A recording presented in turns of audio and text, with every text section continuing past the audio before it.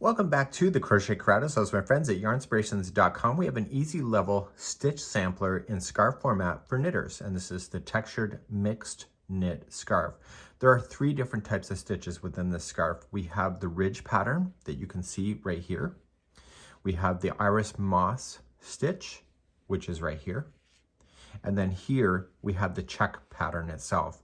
And so this is a very wide scarf. So you're going to notice that it's about 13 inches wide by 70 inches long, which is a pretty big time commitment. So if you would like to change the size of this to make it smaller, you can just do multiples of 6. So do 6, 6, 6, 6. And when you're happy with the width, just add 3 more, and therefore you can change the size. So on screen today, I'm going to be doing a small little swatch with you to be able to follow the steps, and then you'll have to refer to this. So I'm going to demonstrate the ridge pattern, the iris moss stitch, and also the check pattern today.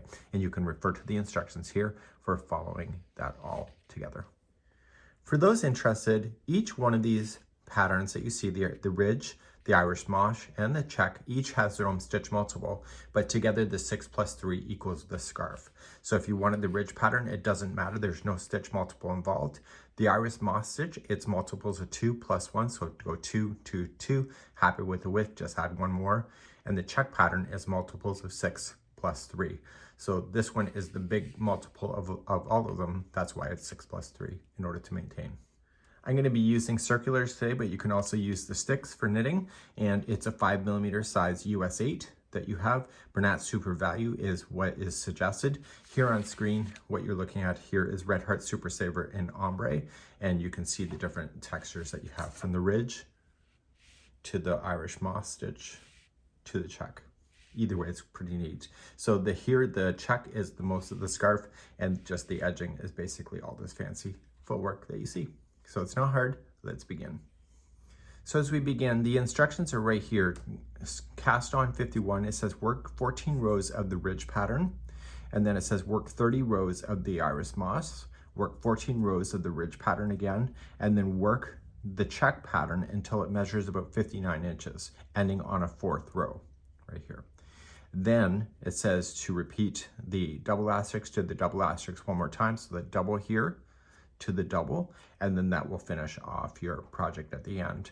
So and then you're going to cast off knitwise. So these rows are the repeat to do the instructions over and over, but this is the actual order and how things are done here. So let's begin. We are going to be doing a slip knot, and you need to put the slip knot onto your knitting needle. On screen, you're looking at Peyton's Lincoln Fog, and this is in the color of Nest Egg. So you can either cast on 51 or do the multiples of 6 plus 3. So I'm going to do the multiples of 6 plus 3 so I can do a small swatch with you on camera. And so you're just going to either do the 51 or 6 plus 3. And so if you're doing the multiples, if you don't understand that, you're just going to say, okay, this is 1 on there. I'm doing a twist and transfer cast on. So I'm going to assume that you know how to cast on for this video. We have a lot more newbie videos here on YouTube if you need that. Step-by-step slow videos is what people are asking for. At the time of filming, I've only been knitting for less than 2 months, and so I'm just practicing every day just to get the motion down pat. So once I get my first 6, are you happy with the width? It's going to be a little bit wider, but that's 6. So if you want to do another 6, another 6, and another 6, once you're happy with the width, then just add 3, and therefore you'll have the multiples of 6 plus 3, or you can just cast on 51. You decide. I'll be right back. Now that I've done the cast on, we're now ready for the instructions, and it says work 14 rows in the ridge pattern. So the ridge pattern consists of 4 rows, and I'll demonstrate each row, and then you can repeat over and over. So row number 1 is going to be a knit stitch. So just going in and just apply a knit stitch and transfer off, and keep working every stitch as a knit stitch going all the way across here on row number 1. So turning my work, we want to do row number 2 here of the ridge pattern. In row number 2, we want to do a purl stitch. So let's get the yarn in our hands and do a purl.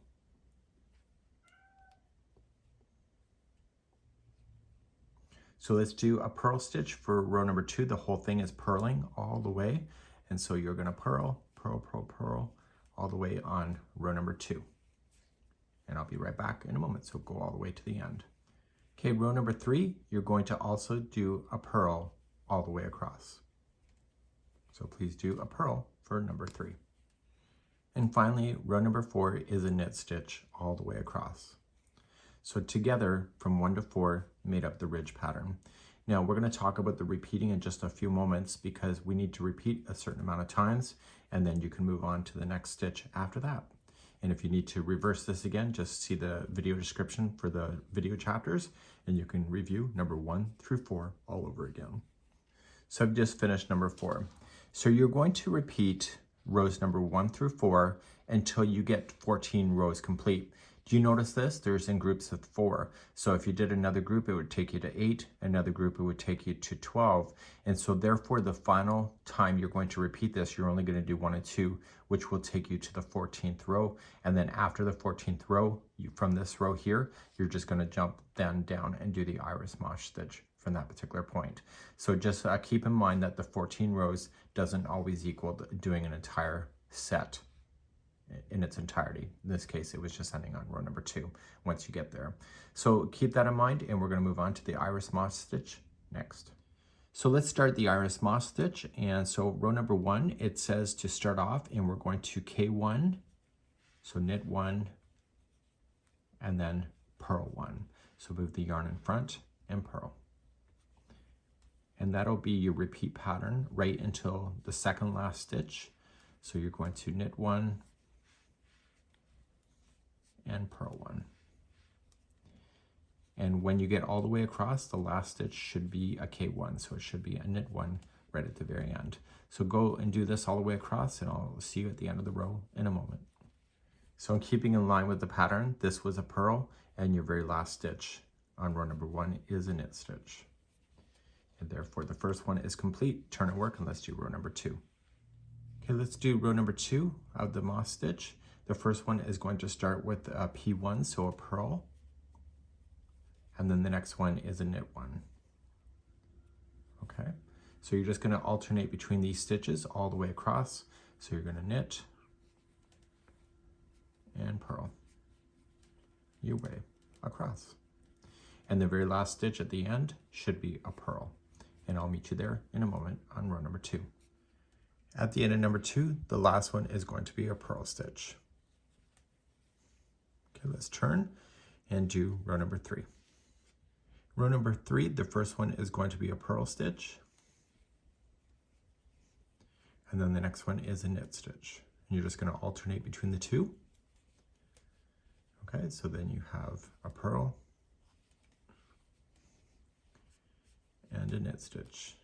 And you're going to go all the way across, and the last stitch will be a purl. And I'll meet you there in a moment. And the very final one of this one, number 3, is a purl. Okay, good. Let's turn our work and begin. You can kind of see the texture now turning out, and let's begin the next row. Finally, row number 4, we're going to start off with the knit stitch first, and then a purl. And you're going to do this all the way across, just the same manner. So a knit and a purl. And the very last stitch when you get all the way across is going to be a knit stitch, and that's just keeping in sync. I'll see you at the end of number 4 in a moment. And finally, the very last stitch is a knit stitch. And that completes then rows number 1 through 4. Let's talk about the repeat in the pattern next. So the pattern says is right here, repeat for 30 rows, but you know that 1, 2, 3, 4, that is not a multiple of 30. And so you're gonna see that you're gonna have to end on a second row. So what you have here is 1 through 4, keep on doing it until you get to about 28 stitches. I believe that it is, I could be wrong. But then you have to do rows number 1 and 2 in order to get back to 30. And then you're going to go back to the ridge stitch here again for 14 rows, and then you need to go back then to the check pattern, which we have to do yet, and then everything else is just a matter of keeping in sync. So let's begin the check pattern next. So let's begin the check pattern, row number 1. You're going to start off immediately and you are going to knit the first 3, 1, 2, and 3. And then you are going to purl the next 3. And you keep alternating between the 3 sets all the way to the other side.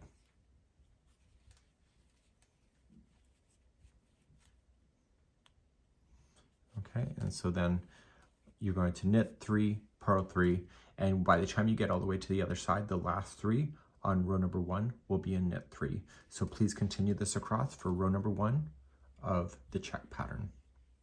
Row number 2 of the check pattern.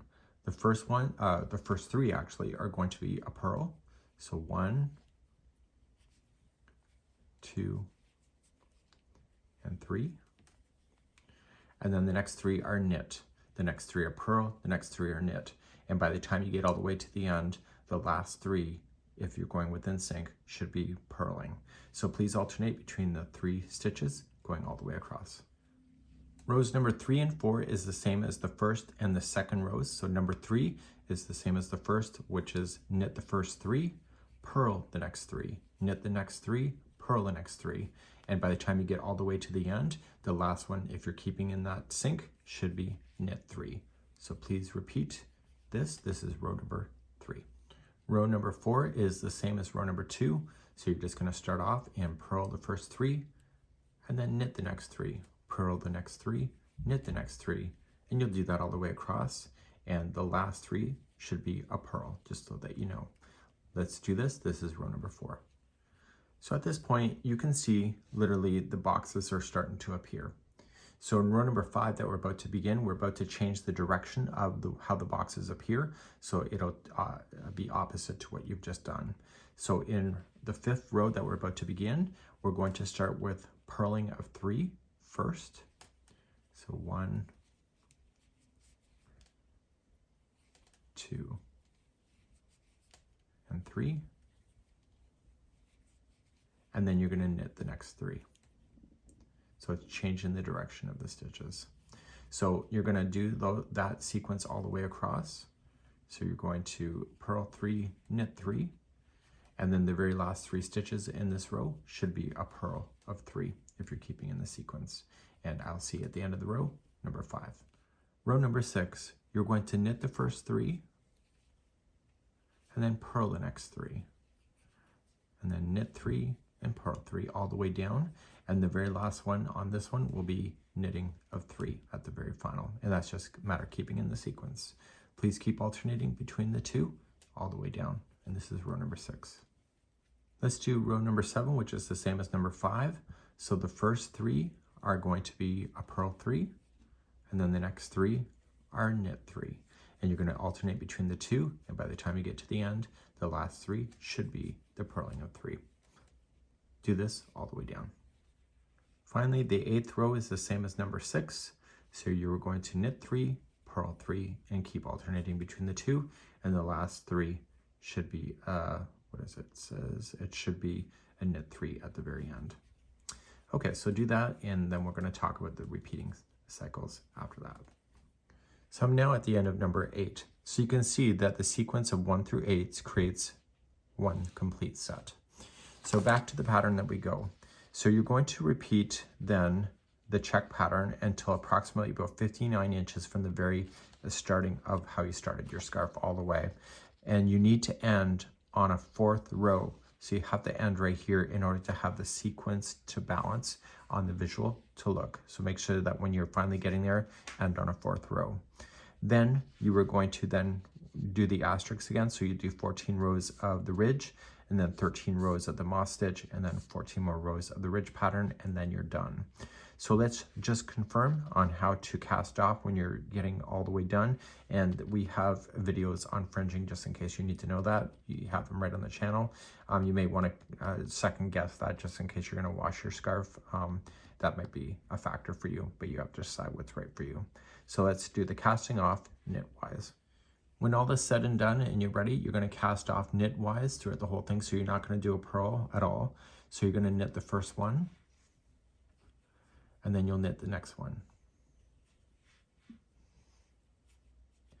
Then you were going to take this one and go right up over top.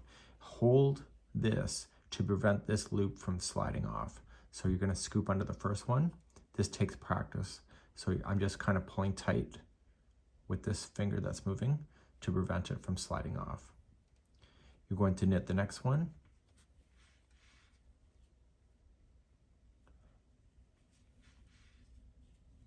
Like that. And then you take this last one here and go up over top. And you're going to do that all the way across, and I'll meet you at the other side in just a moment. So I'm coming up to my last one. I'm going to knit the very final, and then I'm going to take this one and go up and over. Just like that. I'm going to pull a little bit of a loop here, and I'm going to trim the yarn that is going towards the yarn ball, and I want to trim it long enough that I can put it through a tapestry needle. So through the loop, just put this working yarn through, and that will prevent it from unraveling. Just like that. And you were going to put your strand through a tapestry needle.